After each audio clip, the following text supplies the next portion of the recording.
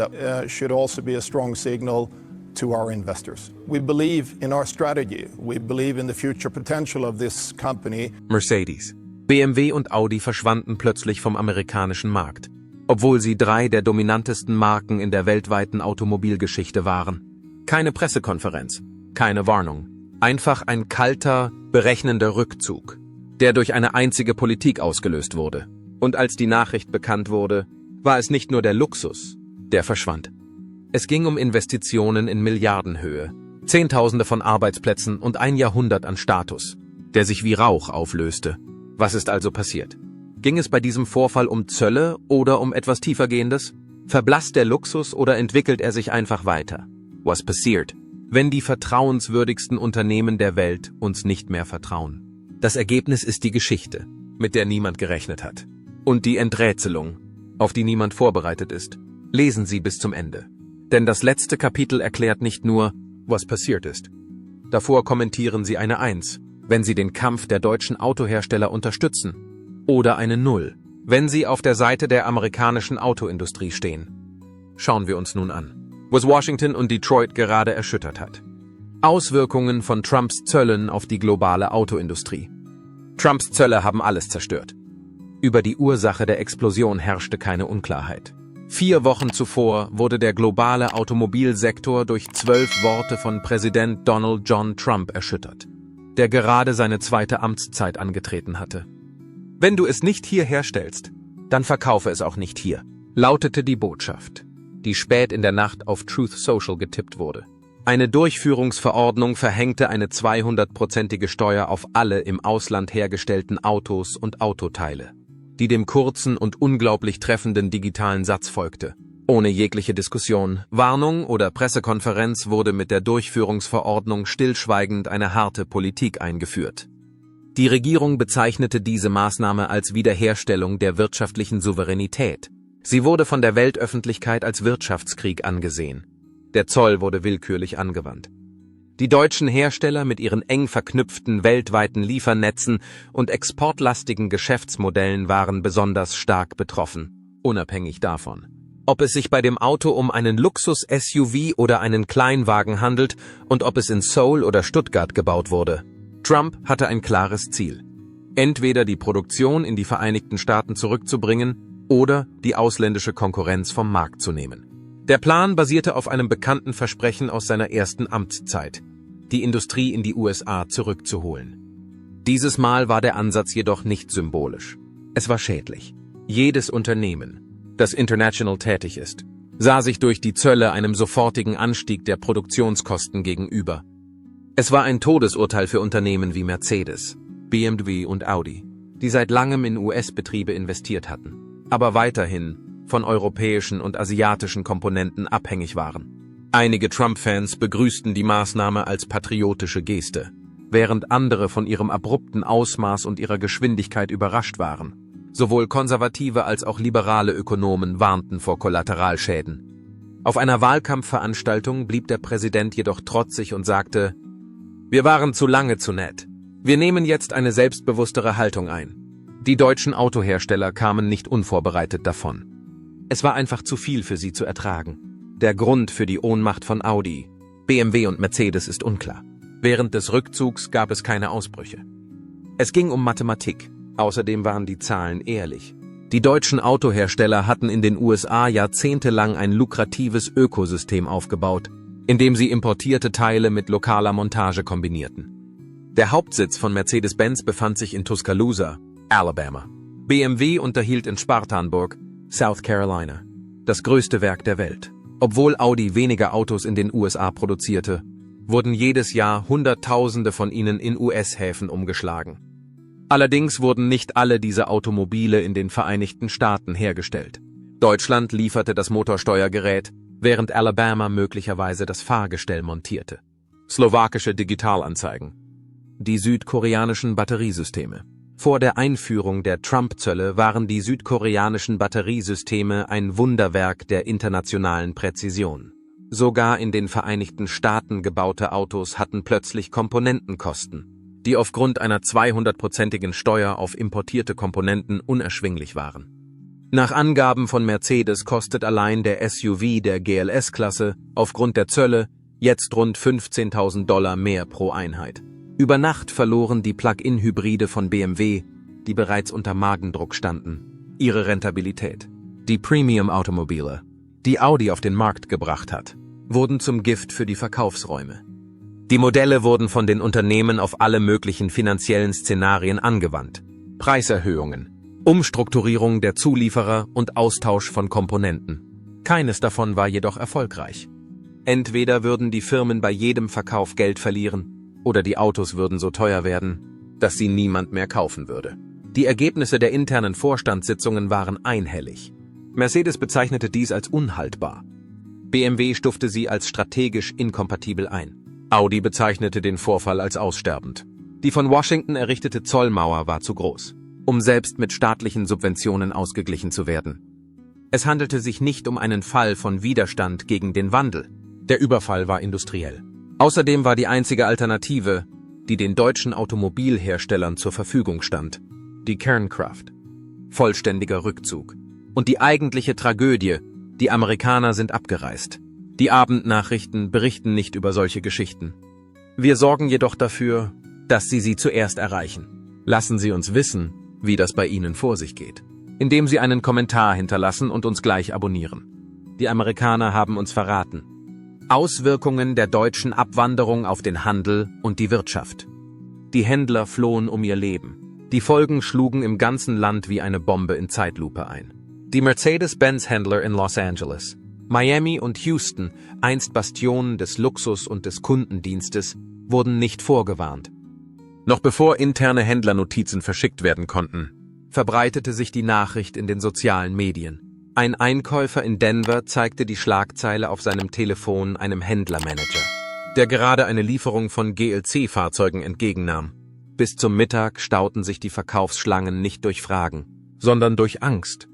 Die Autohäuser hatten ihren Markenwert über Jahrzehnte hinweg aufgebaut.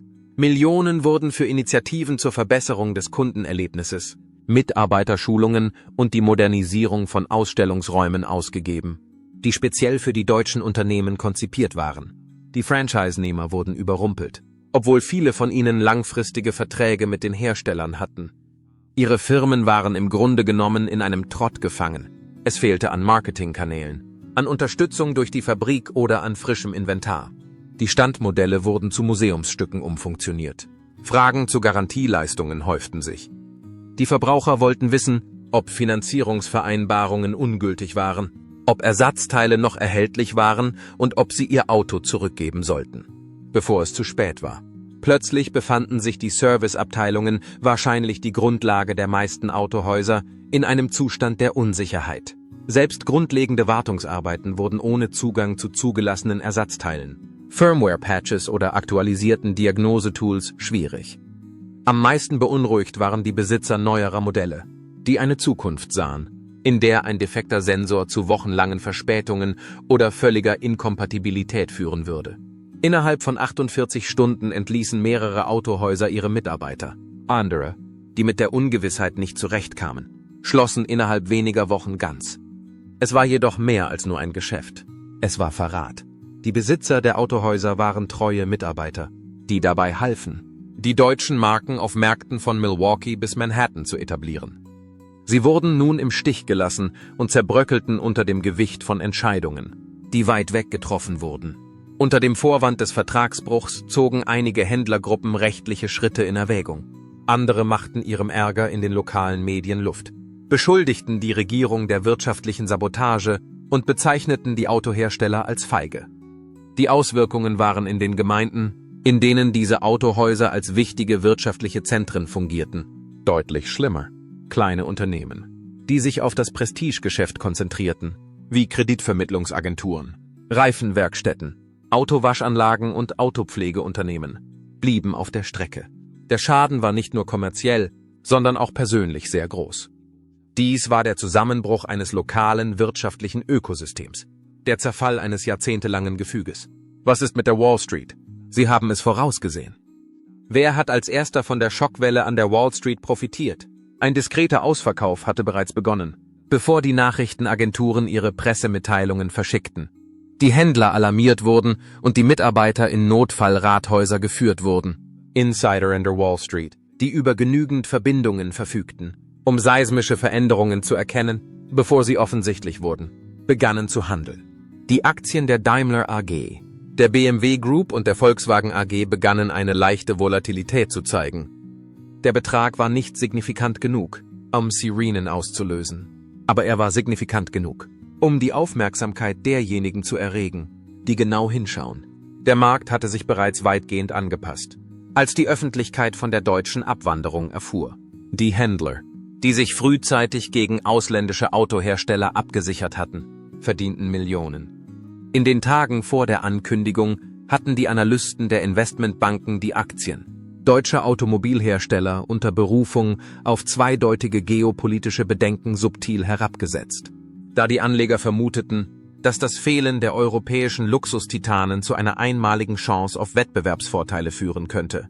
Stiegen die Aktienkurse heimischer Unternehmen wie Ford und General Motors vorübergehend an. Doch der Jubel an der Wall Street war nur von kurzer Dauer.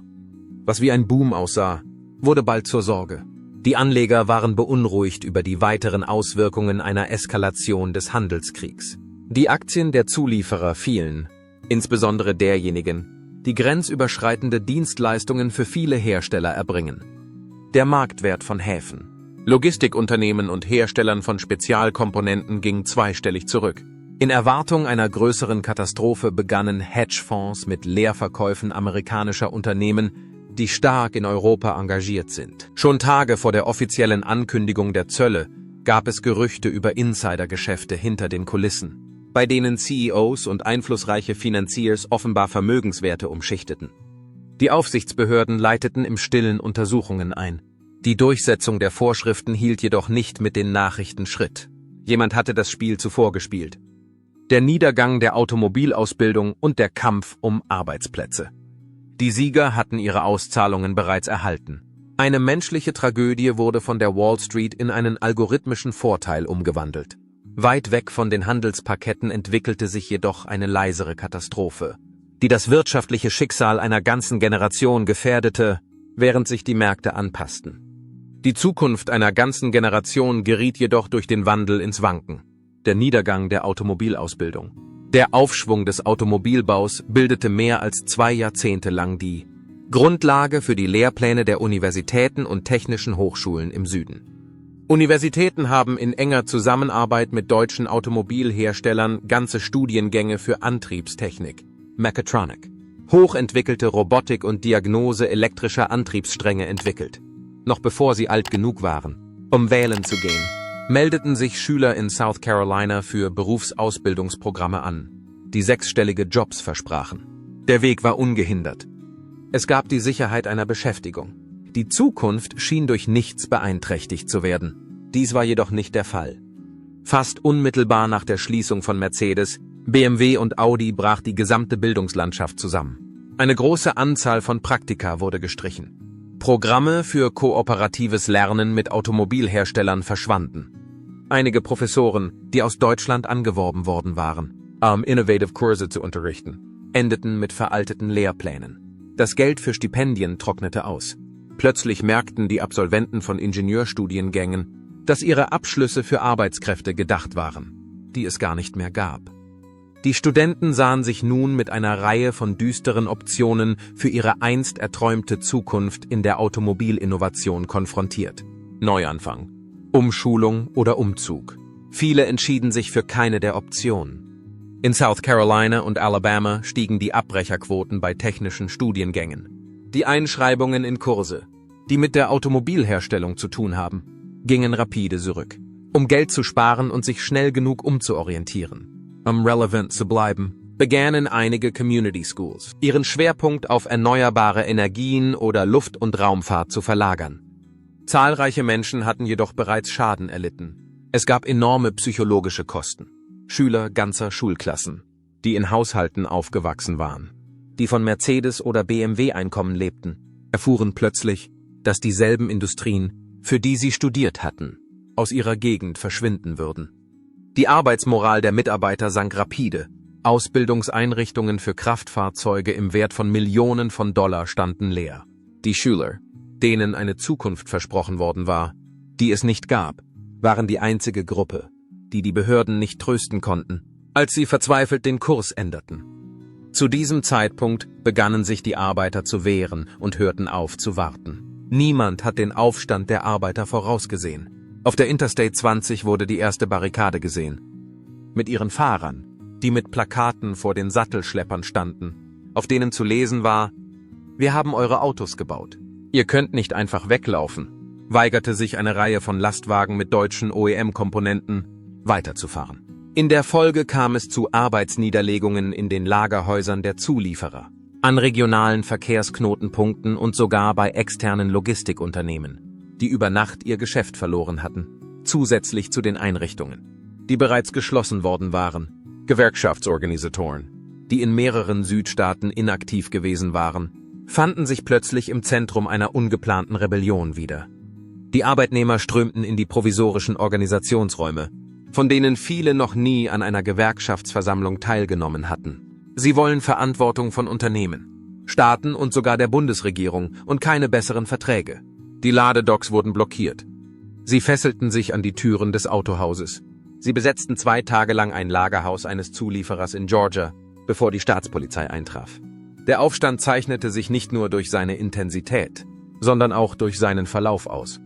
Die Beschäftigten kritisierten nicht nur die deutschen Automobilhersteller, sondern auch ihre Führungskräfte.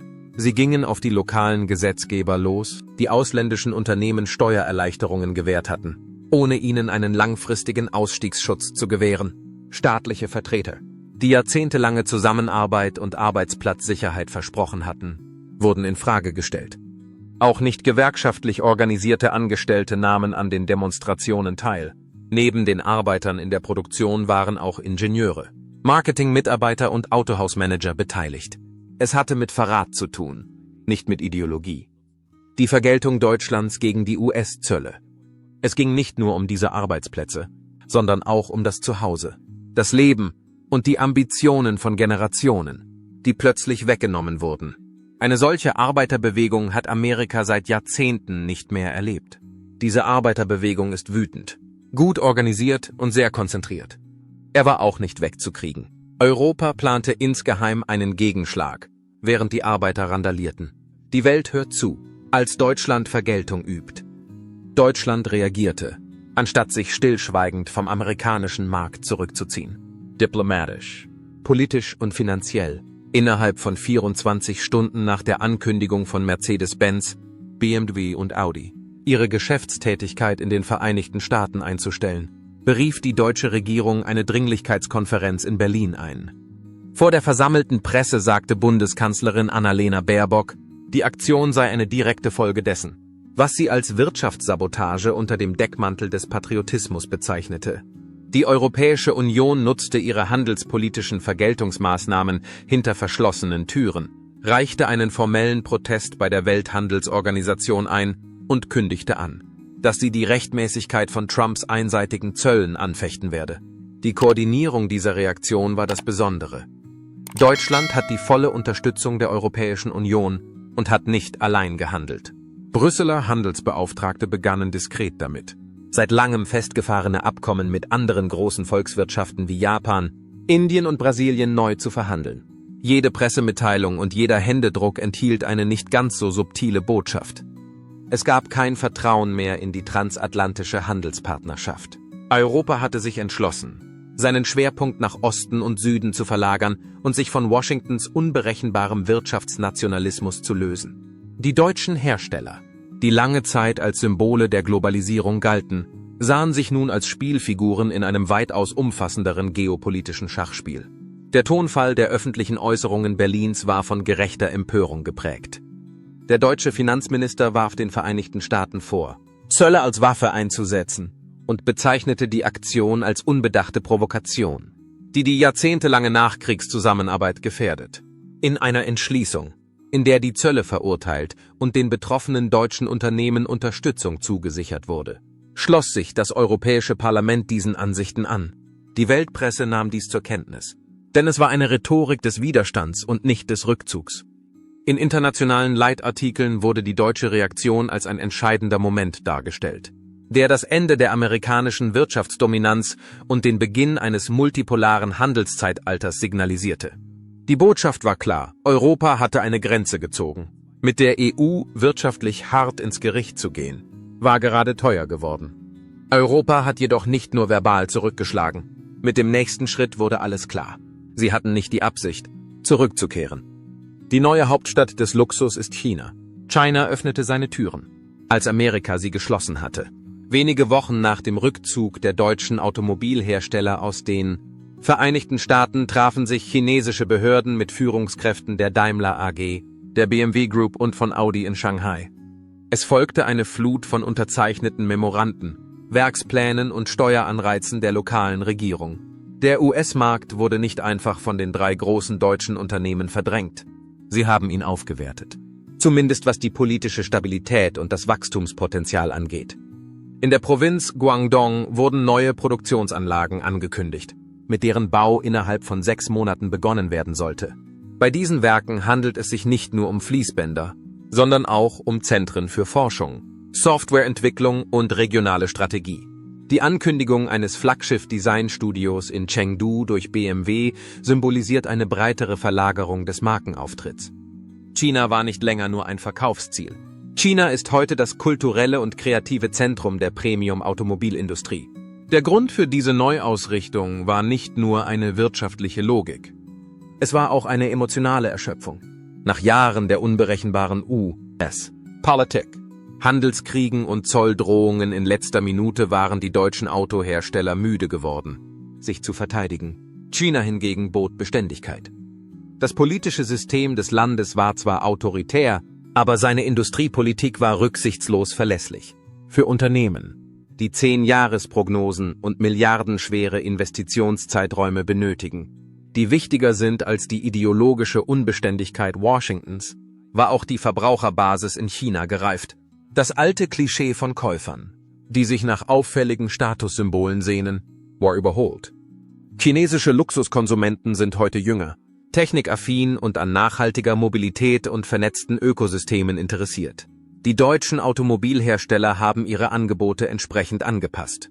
Neue Elektrolimousinen mit biometrischen Startsystemen, KI-unterstütztem Parken und integrierten Ridesharing-Funktionen.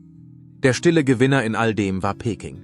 Während der Westen über Zölle und Nationalismus stritt, begrüßte China die Zukunft des Luxus zu seinen eigenen Bedingungen. Der Standortwechsel führte jedoch zu einem Identitätswandel im Rahmen der Neuerfindung des deutschen Prestiges. Nach dem Ende ihres amerikanischen Erbes standen die deutschen Luxusgiganten vor einer gewaltigen Herausforderung. Wie erfindet man eine Marke neu, die einst durch ihre Dominanz in den Vereinigten Staaten definiert war? Die Antwort lag nicht in der Nostalgie. Sie wurde durch Innovation, Agilität und Rebranding auf globaler Ebene gefunden. Mercedes-Benz führte seine New Legacy-Kampagne in Europa und Asien ein und betonte eine Zukunft, die auf Elektroantrieb, Nachhaltigkeit und digitaler Integration basiert. Die S-Klasse war nicht länger das Flaggschiff. Sie war eine Plattform, ein softwaregesteuerter Luxusknotenpunkt in einem vernetzten Lebensstil. BMW hat unterdessen sein Branding überarbeitet, um Emotionen und Erfahrungen zu betonen. Das Unternehmen ist nicht mehr nur auf Leistung fixiert, sondern hat die Feel Electric Initiative ins Leben gerufen, die Fahrerfeedback mit Biofeedback-Systemen und Echtzeitpersonalisierung verbindet. Die traditionellen Werbekampagnen mit kurvenreichen Straßen und ledernen Innenräumen sind verschwunden. Stattdessen sahen die Zuschauer intelligente Städte, Wellness-Dashboards und urbane Autonomie. BMW verkaufte keine Autos mehr. Es ging darum, das Versprechen einer nahtlosen Bewegung durch eine intelligente, hochwertige Zukunft zu verkaufen. Audi schlug einen anderen Weg ein. Die Marke, die für ihr klares Design und ihre Präzisionstechnik bekannt ist, startete das Projekt Beyond the Drive, ein vollständig digitales Kundenbindungssystem, das Kunden mit realen Vergünstigungen, exklusivem Hotelzugang, Konzertpartnerschaften und sogar Co-Branding EFA-Lounges belohnt. Die Marke wandelte sich vom Autohersteller zum Lifestyle-Anbieter. Post-US-Identitätswandel bei deutschen Automobilherstellern. In dieser postamerikanischen Identität mussten sich die deutschen Automobilhersteller nicht mehr an die Anforderungen der Vereinigten Staaten anpassen. Sie waren frei, neue Definitionen von Luxus zu entwickeln. die den spezifischen Bedürfnissen der sich entwickelnden Volkswirtschaften und den sich verändernden Wertesystemen entsprachen. Trotz des weit verbreiteten Erfolgs gab es ein Gefühl, dass etwas fehlte. Die treuen Anhänger sahen diese Unternehmen nicht als verjüngt an, als sie in die Vereinigten Staaten zurückkehrten. In ihren Augen waren sie verschwunden. Für die amerikanischen Fans hingegen hat sich die Marke nicht verändert. Das Ding ist verschwunden. Die Underground-Autokultur breitete sich rasch aus. Bis tief in die Nacht hinein schalteten Werkstätten in den ganzen Vereinigten Staaten ihre Lichter ein. Die Verwendung von Steckschlüsseln, LED-Scheinwerfern und YouTube-Tutorials anstelle von Markenlogos und Autohausleuchten wird immer häufiger. Es war der Beginn einer neuen Untergrundbewegung. Nachdem sie von ihren jeweiligen Herstellern im Stich gelassen wurden, schlossen sich Besitzer von Mercedes, BMW und Audi in Internetforen und Hinterhofwerkstätten zusammen, um eine Lösung zu finden. Es ging nicht nur darum, dass sie ihre Fahrzeuge instand hielten, sie wollten auch ihr Erbe schützen. Die Kultur der Do-it-yourself-Reparaturen explodierte. Es war den Gemeinschaften möglich, ihre Ressourcen zu bündeln, um Komponenten zu importieren, Diagnosetechniken auszutauschen und sogar in deutscher Sprache verfasste Serviceanleitungen zu übersetzen. Die Querlenker der M-Serie und die AMG-Auslassventile gehörten zu den ungewöhnlichen Komponenten, die über Ad-hoc-Vertriebskanäle, die von Enthusiastennetzwerken entwickelt wurden, vertrieben wurden. Die Zahl der Mitglieder in Facebook-Gruppen mit Titeln wie Loyal to the Three und Audi After America stieg um Zehntausende. Der Besitz eines dieser Autos nach dem Ausstieg war wie die Zugehörigkeit zu einer Bruderschaft, die durch ein gemeinsames Gefühl von Stolz und Entschlossenheit verbunden war. Einige Leute gingen sogar noch weiter. Diese Autos wurden zunächst von Tunern und Custom-Buildern modifiziert, die sie in einzigartige Kunstwerke verwandelten. Ohne staatliche Überwachung oder Markengarantien konnte der Kreativität freien Lauf gelassen werden. Ehemals normale Autos wurden durch den Einbau von Elektroantrieben, die Entwicklung maßgeschneiderter Karosseriekits und die Modifizierung von Infotainment-Systemen zu Statement-Fahrzeugen. Der Mercedes CLA, der sich bisher in Vorstadtparzellen einfügen konnte, wütete nun mit einem Tesla-Motor und einem individuell gefertigten Kühlergrill. Der Weggang der deutschen Automobilhersteller war in gewisser Weise nicht fatal für die Kultur. Sie ist dadurch persönlicher geworden. Diese Renaissance wurde jedoch durch ein Bedürfnis ausgelöst. Viele Besitzer waren gezwungen, ihre Autos selbst zu warten, da sie keine andere Möglichkeit hatten. Da es keine firmeneigenen Servicezentren und keine formellen Ersatzteillieferungen gab, wich der konventionelle Autobesitz der Selbstversorgung. Die Kosten für erweiterte Garantien waren niedriger. Das Eintreffen von Aktualisierungen seitens des Herstellers wurde eingestellt. Eine Tätigkeit, die früher als Luxus betrachtet wurde, hat sich zu einer Liebesmüh entwickelt. Dieser Verlust hatte jedoch etwas Rohes und Rebellisches an sich. Auf amerikanischem Boden war es eine Neuinterpretation des Konzepts. Die wachsende Underground-Autokultur verwandelte jede Garage in einen sicheren Zufluchtsort. Und jeder begeisterte Fan wurde zum Verwalter des automobilen Erbes Deutschlands. In der Zwischenzeit dachte der private Sektor bereits über etwas nach, das weitaus bedeutsamer war als Zölle, während der Markt damit kämpfte, mit dieser Identitätsverschiebung zurechtzukommen. Sie bewerteten das gesamte Wesen Amerikas neu. Die Instabilität der Vereinigten Staaten ist die neue Furcht der amerikanischen Unternehmen. Viele Jahre lang galten die Vereinigten Staaten von Amerika als der sicherste große Markt auf dem ganzen Globus. Stable Politik, vorhersehbare Gesetze und Vorschriften, die für die Wirtschaft hilfreich sind. Diese Illusion wurde jedoch zerstört, als 3 der größten europäischen Automobilhersteller plötzlich den Markt verließen. Und in den Vorstandsetagen von Unternehmen auf der ganzen Welt begann sich eine einzige Frage durchzusetzen. Macht es noch Sinn, in den Vereinigten Staaten von Amerika Geschäfte zu machen? Ist es immer noch sinnvoll, in den Vereinigten Staaten von Amerika Geschäfte zu machen? Multinationale Unternehmen begannen nicht aus philosophischen Erwägungen heraus, ihre Präsenz in den Vereinigten Staaten neu zu bewerten, sondern aus der Not heraus. Eine neue Perspektive für das, was in der Vergangenheit als langfristiges strategisches Wachstum angesehen wurde, wurde in Betracht gezogen.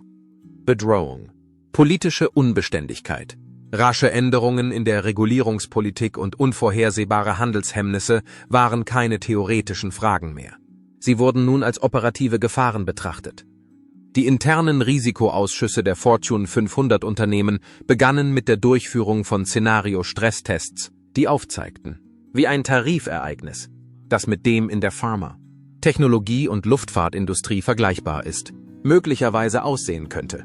Um der politisch bedingten Volatilität der Einnahmen Rechnung zu tragen, haben die Finanzinstitute zusätzliche Faktoren in ihre Kreditvergabemodelle aufgenommen. Ausländische Unternehmen begannen, die Vereinigten Staaten in Vorstandssitzungen als Redlining zu bezeichnen. Sie betrachteten sie nicht mehr als ein Gebiet, das vollständig gemieden werden sollte, sondern als eine Region, die nun größere Puffer, kürzere Zeitfenster für Engagements und einen stärkeren rechtlichen Schutz erfordert. In der Zwischenzeit wurden die Gerüchte über zwielichtige Machenschaften immer lauter. Die Unternehmen strebten Partnerschaften mit Ländern an, deren Regulierungssysteme weniger anfällig für Instabilität waren und deren geopolitische Taktik konsistenter war, als Geschäfte in die Vereinigten Staaten von Amerika zu bringen. Neben Vietnam tauchten auch Länder wie Kanada, Australien und Japan immer häufiger auf der Expansionskarte auf. Es handelte sich nicht nur um ein Dilemma bei den Zöllen, sondern auch um eine Vertrauenskrise. Und für eine Nation, die sich lange Zeit als das pulsierende Herz des globalen Kapitalismus positioniert hatte, war diese Verschiebung der Sichtweise nichts weniger als existenziell. Darüber hinaus verschlechterte sich etwas Grundlegenderes unter all dem, unterhalb der politischen Kämpfe, unterhalb der Absicherungsmaßnahmen der Unternehmen und unterhalb der Ratlosigkeit der Verbraucher. Der deutsche Automobilhersteller Exodus hat nicht nur einen Handelsvertrag zerstört, sondern auch ein Konzept. Die Vorstellung, dass die globalen Märkte ununterbrochen weiterlaufen werden, wurde ebenfalls zerstört. Dass der internationale Handel, wenn er erst einmal etabliert ist, für immer Bestand haben wird, dass man niemals aufgefordert werden würde, das Land zu verlassen, wenn man über mehrere Jahrzehnte hinweg Vertrauen schafft, in Gemeinden investiert, Hochschulen unterstützt, vor Ort rekrutiert und sich streng an die Vorschriften hält. Diese Illusion ist nicht mehr vorhanden. Genau zu diesem Zeitpunkt wurde die Fiktion der Marktbeständigkeit ad acta gelegt. 60 Jahre lang war Mercedes-Benz in den Vereinigten Staaten tätig. Es war das größte Werk, das BMW irgendwo auf der Welt hatte, und es befand sich in Southeast Carolina. Das Unternehmen Audi hat Milliarden von Dollar in technologische Partnerschaften und die Einführung von Elektrofahrzeugen investiert. Doch ein einziger Zollbeschluss brachte das gesamte Projekt zum Stillstand. In der Vergangenheit wurde die Globalisierung als unvermeidliche Weiterentwicklung des Kapitalismus gepriesen. Doch plötzlich schien sie schwach zu sein. Es ist möglich, dass ein Tweet und eine Pressekonferenz der Katalysator für den Umbruch sind und nicht ein Krieg oder ein Zusammenbruch der Wirtschaft. Ein völlig neues Zeitalter hat begonnen. Dieser Zustand ist nicht durch globale Integration, sondern durch wirtschaftliche Grenzen, souveräne Märkte und eine instabile Führung gekennzeichnet. Der Wandel wurde von den Kunden als sofortig wahrgenommen. Dennoch kann sich der psychologische Wandel bei Organisationen über Jahrhunderte hinziehen. Die Risikomodelle werden sich ändern. Künftig wird die politische Vorausschau als eine wesentliche Fähigkeit angesehen werden. Die Expansionspläne werden Ausweichklauseln enthalten. Keiner der Weltmärkte wurde abgeschaltet. Sie haben jedoch aufgehört zu glauben. Was die Automobilhersteller betrifft, so werden Mercedes-Benz, BMW und Audi weiter bestehen. Sie werden innovativ sein. Die Regionen Asiens, Europas und des Nahen Ostens werden alle für ihr Wachstum günstig sein. Sie werden sich jedoch an das, was hier geschah, nicht als ein Kapitel in ihrer Geschichte über die Vereinigten Staaten erinnern, sondern eher als eine warnende Geschichte über die prekäre Natur selbst der langlebigsten Partnerschaften. Außerdem werden in den Vereinigten Staaten von Amerika die Straßen mit verschiedenen Motoren gefüllt sein. Bei den Händlern werden verschiedene Plaketten ausgestellt sein. Der Kunde wird sich anpassen. Umgekehrt wird das Zeitalter, das abrupt zu Ende gegangen ist, die Ära der gefühlten globalen Präsenz von deutschem Luxus auf amerikanischen Straßen, nie wiederkehren. Deshalb möchten wir von Ihnen wissen, ist dies das Ende von US Autodominanz oder kann sich Amerika noch erholen? Lassen Sie es uns in den Kommentaren wissen. Lieben Sie dieses Video und abonnieren Sie es für weitere aktuelle Informationen über den globalen Wirtschaftskrieg, der gerade persönlich wurde.